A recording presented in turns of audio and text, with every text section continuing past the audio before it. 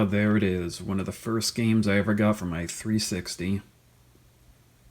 And man, what a game to start off with. But before we actually begin, I just want to get something out of the way real quick, which is the fact that although I'm talking specifically about the 360 version, this also counts as a review for the next-gen version, since to my knowledge there's really no differences between the two. And with that out of the way, let's actually jump right into this. Starting off with the plot for this game, as we follow the intrepid photojournalist Frank West as he flies himself into an isolated Colorado town. And it turns out that the reason it was isolated by the military is because there's been a zombie outbreak within the town, and one of the few safe havens remaining was its huge shopping mall. So Frank now gives himself 3 days in order to infiltrate the mall and find out what's really going on. But little does he know what truly horrorous sights that he soon will bear witness to, as no amount of his previous war coverage can help him now. So what is Frank to do in this position, being put into this mall that is overflowing with the undead? Well, Frank came for the story, and he's not going to get that sitting on his ass for 3 days. So he heads out into the mall itself to see what he can find. And well, what he finds is a plethora of things, which kind of makes sense considering he literally has the entirety of the shopping mall to himself, which means he can walk up into any store and take whatever he wants in order to use it against the zombies. Whether that be some stuff that's conventional like guns, baseball bats, or lead pipes and chainsaws, or some stuff that you would consider unconventional or just plain useless like CDs that you would throw at them, or a bowling ball to knock them over, or a paracel,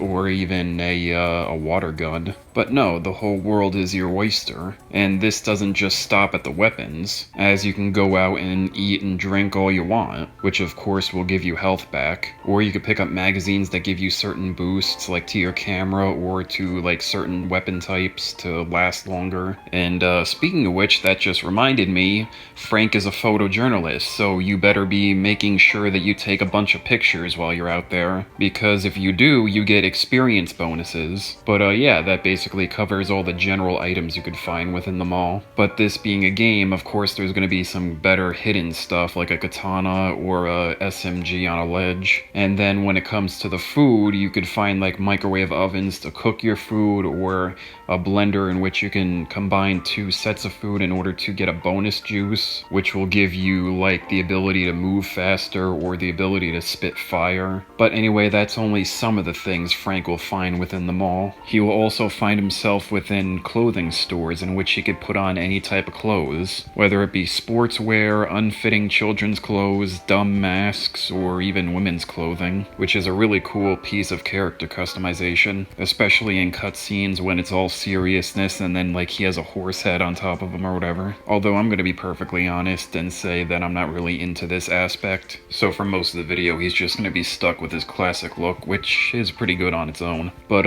that kinda covers all the secondary items that you would find within the mall. But items are only one half of what Frank will find within the mall. The other half are the many people stranded within. People like you who are just trying to survive this zombie onslaught. But obviously they're not gonna get that far on their own, so it's up to Frank to start bringing them back to the security room, whether they want to or not. But of course that's only when talking about the people who manage to keep their sanity throughout all this. Yes, throughout the game Frank will encounter many different deranged peoples known as psychopaths, which is obviously this game's equivalent to bosses. And well, these psychopaths have actually a pretty good range between all of them, from just general evil people using this opportunity to cause mischief or to leverage themselves, to people who find themselves being attacked by all sides, whether it be from zombies or other humans, and thus decide that both need to be exterminated equally. And finally you have easily the most bizarre, but probably also the most memorable. These being the people who have just completely lost it. And in their twisted minds, they think that actively killing other people is them doing a good deed for the world.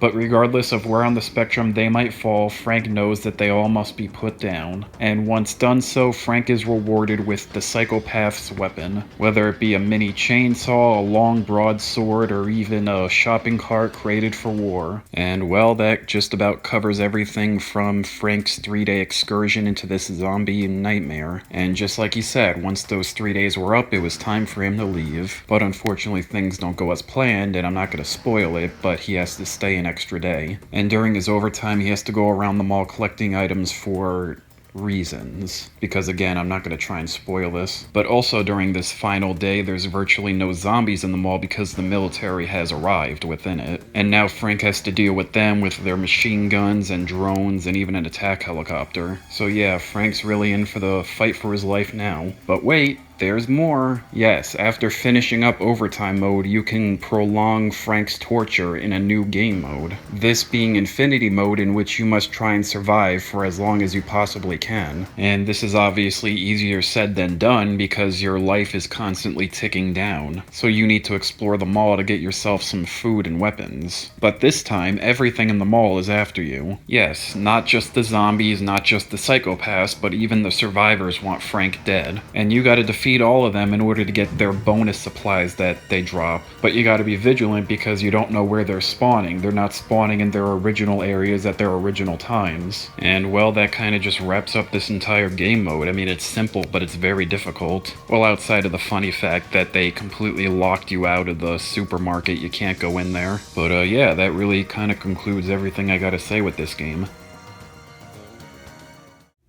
So yeah, I can't think of a better game to introduce me to the 7th generation.